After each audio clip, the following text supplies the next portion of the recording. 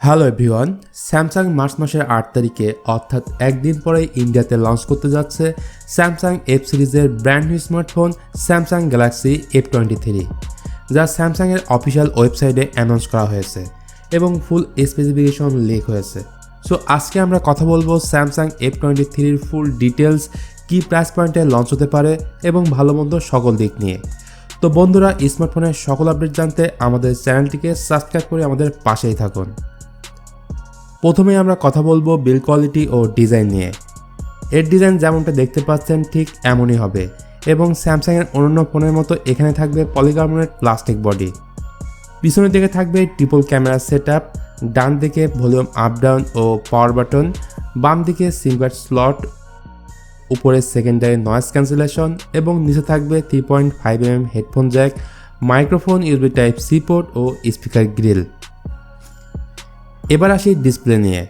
Galaxy F23-র ফ্রন্টে থাকবে 6.6 inch full HD plus TFP display. গেমিংয়ের জন্য এই ফোনে থাকবে 120 হার্জের ডিসপ্লে প্যানেল এবং 240 হার্জের টাচ স্যাম্পলিং রেট। যদি টিএফপি ডিসপ্লে এখানে ব্যবহার করা হয় তাহলে কালার ভিউইং অ্যাঙ্গেল খারাপ হবে, এটাই স্বাভাবিক। গ্যালাক্সি F23-তে পারফরমেন্স হিসেবে থাকবে কোয়ালকম স্ন্যাপড্রাগন 750G প্রসেসর, আর এই same processor OnePlus Nord CE, Samsung A42 5G phone সহ বেশ কিছু ফোনে ব্যবহার করা হয়েছে। এই প্রসেসর 8 ন্যানোমিটার আর্কিটেকচারে তৈরি করা এবং এর ক্লক স্পিড হলো 2.2 GHz, আর জিপি হিসেবে থাকছে Adreno 619। So day to day লাইফের সব কাজ আরামে করতে পারবেন। টাচ রেসপন্স অবশ্যই ভালো পাবেন 120 Hz রিফ্রেশ রেটের জন্য। হিটিং ইস্যু কম থাকবে।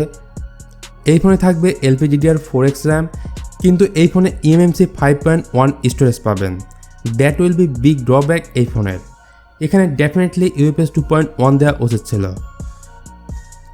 এছাড়া out of the box Android 12 এবং One UI 4.1 এর সাথে আসবে স্যামসাং গ্যালাক্সি F23। ক্যামেরা সেকশনে বললে গ্যালাক্সি F23 রিয়ার প্যানেলে থাকবে ট্রিপল ক্যামেরা সেটআপ, 25 মেগাপিক্সেলের প্রাইমারি ক্যামেরা, এর সাথে 8 মেগাপিক্সেলের আল্ট্রা ওয়াইড অ্যাঙ্গেল লেন্স এবং 2 মেগাপিক্সেলের ম্যাক্রো লেন্স থাকবে।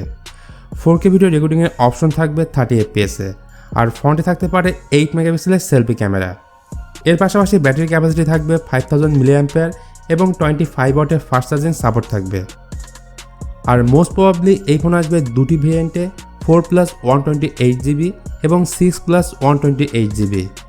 আর 4+128GB প্রাইস হতে পারে ইন্ডিয়ান রুপিতে 20,000 টাকা, যা বাংলাদেশি টাকায় 24 থেকে 25,000 টাকার আশেপাশে।